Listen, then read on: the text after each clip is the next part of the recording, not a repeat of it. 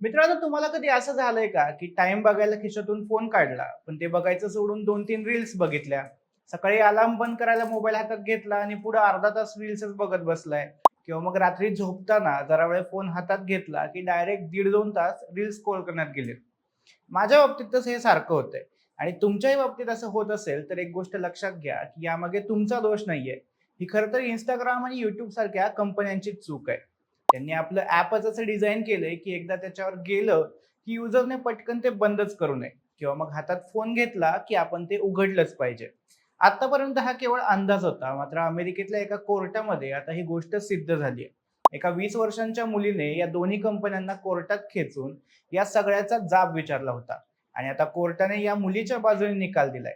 हे सगळं प्रकरण नेमकं काय होतं? या टेक कंपन्या आपल्याला कसं सोशल मीडियाचं व्यसन लावतायत आणि या निकालाचा आता आपल्यावर काय परिणाम होऊ शकतो, हे सगळं आपण आजच्या व्हिडिओमध्ये पाहणार आहोत. नमस्कार, मी सुदेश आणि तुम्हाला तर माहिती आहे आपल्या विषयाच भारी.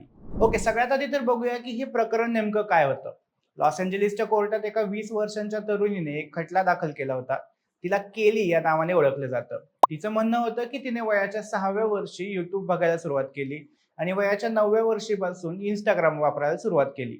त्यानंतर reels, shorts, filters, likes, comments या सगळ्याच्या जाळ्यात ती एवढी गुरफटत गेली की तिचं संपूर्ण आयुष्यच बदलून गेलं. सोशल मीडियाच्या व्यसनामुळे ती हळूहळू आपल्या मित्रमैत्रिणींपासून आणि कुटुंबापासूनही दूर होत गेली आणि त्यामुळे तिला डिप्रेशन आलं. स्वतःच्या शरीराबद्दल तिला तिरस्कार निर्माण होऊ लागला आणि तिच्या मनात टोकाचा निर्णय घेण्याचे विचार येऊ लागले. तिने सांगितलं की ती या सगळ्याच्या इतकी आहारी गेली आहे की दररोजची साधी साधी कामं करतानाही सोशल मीडिया स्क्रोल करत असते आणि वेगवेगळे फिल्टर्स वापरून स्वतःचं रूप अधिक अधिक बदलण्याचा प्रयत्न करते. आणि या सगळ्यासाठी तिने कंपन्यांना आणि त्याच्या ॲप्सच्या डिझाईनला जबाबदार ठरवलं आणि कोर्टात केस दाखल केली. तिने खरं तर मेटा, टिकटॉक, युट्यूब आणि स्नॅपचॅट अशा सगळ्याच ॲप्सना कोर्टात खेचलं होतं. मात्र टिकटॉक आणि स्नॅपचॅटने खटला सुरू होण्यापूर्वीच कोर्टाबाहेर सेटलमेंट केली.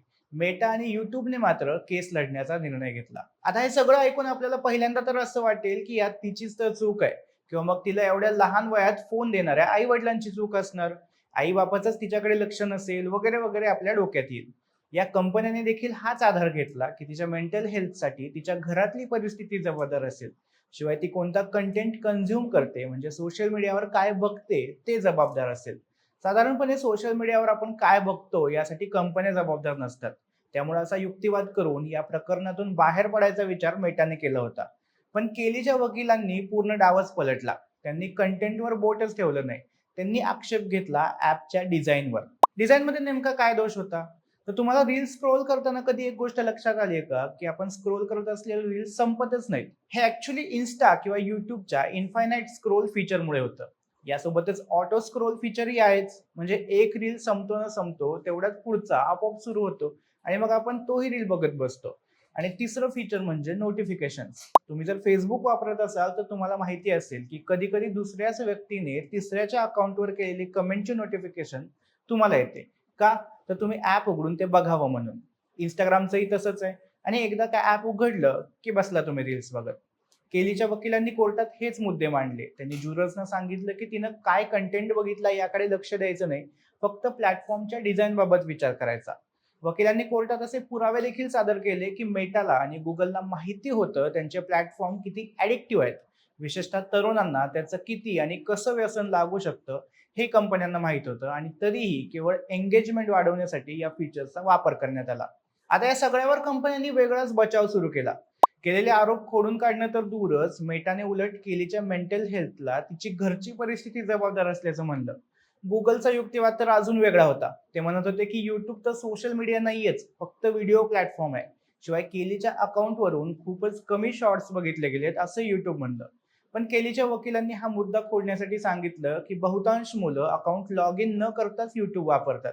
या सगळ्याचा पूर्ण अभ्यास करून अखेर कोर्टाने मेटा आणि YouTubeवरचे सर्व आरोप बरोबर असल्याचं सांगितलं. दोन्ही कंपन्यांना दोषी ठरवलं. त्यांनी सांगितलं की या कंपन्यांना माहिती होतं की त्यांच्या ॲप्समधले फीचर्स हे लहान मुलांसाठी घातक आहेत. त्यांनी युजर्सना पुरेशी वॉर्निंग दिली नाही. यामुळे केलीला या कंपन्यांनी कम्पेन्सेशन म्हणून $30 लाख द्यावेत. तसंच या कंपन्यांनी युजर्सची केलेली फसवणूक लक्षात घेता आणखी $30 लाख असे एकूण $60 लाख या तरुणीला भरपाई म्हणून द्यावेत असं कोर्टाने जाहीर केलं. यातली 70% रक्कम मेटाने द्यावी, तसंच 30% रक्कम युट्यूबने द्यावी असंही कोर्टाने सांगितलंय. मित्रांनो, हा खटला केवळ केलीसाठी महत्वाचा नाहीये. अशाच प्रकारच्या आणखी 1500 केसेस अमेरिकेच्या कोर्टात पडून आहेत. हा खटला या सगळ्या प्रकरणांना दिशा देणारा ठरणार आहे. या उन्हाळ्यामध्ये कॅलिफोर्नियात आणखीन एक फेडरल ट्रायल होणार आहे. यात शाळांनी आणि पालकांनी युट्यूब, मेटा, टिकटॉक आणि स्नॅपचॅटच्या विरोधात खटले दाखल केलेत. याशिवाय लॉस एंजेलिसमध्येच आणखी 2 मुख्य केसेसची ट्रायल होणार आहे. या प्रकरणांच्या निकालावर पुढच्या हजारो खटल्यांची दिशा ठरेल. बाकी या निकालावर मेटा आणि युट्यूबने म्हणलंय की आम्ही वरच्या कोर्टात अपील करू. पौगंडावस्थेतील मुलांची मानसिक स्थिती अगदी गुंतागुंतीची असते आणि ती एका ठराविक ऍपशी लिंक करता येत नाही असं मेटाचं म्हणणं आहे. तर गुगल अजूनही आम्ही तर सोशल मीडिया नाहीयेच यावर अडून बसलंय. बाकी $60 लाख ही या कंपन्यांसाठी काही मोठी रक्कम नाहीये. फार फार तर त्यांचा 1-2 दिवसांचा इन्कम तेवढा असेल. पण आणखी काही केसेसमध्ये अशाच प्रकारचे निकाल लागले आणि या कंपन्यांना आपलं डिझाईन बदलायला लागलं तर मात्र त्यांना भारी पडणार आहे. ही खरं तर या कंपन्यांसाठी अस्तित्वाची लढाई ठरेल, कारण आपल्या सोशल मीडिया ॲडिक्शनवरच तर त्यांचं दुकान चालू आहे. आज आपण अशा स्थितीत आहे की अमेरिकेतली केस ही केवळ एकटा त्या पोरीचा मॅटर म्हणून इग्नोर करता येणार नाही. तिने ज्या ज्या गोष्टी सांगितल्या ते सगळं आपल्यालाही होतंय. काम करताना किंवा मोकळं बसले असताना सोडा, आपण तर धड पिक्चर बघतानाही मध्ये मध्ये रील स्क्रोल करणं थांबवू शकत नाहीये. ना की आपण फिल्टर शिवाय आपला फोटो अपलोड करू शकतोय. या सगळ्याला ऍपचं डिझाईन कारणीभूत आहे हे तर आता सिद्ध झालंय. पण या मोठ्या कंपन्या हे सगळं बदलतील किंवा त्यावर काही काम करतील असं तर वाटत नाही. तेव्हा आपली मेंटल हेल्थ आपल्याच हातात आहे.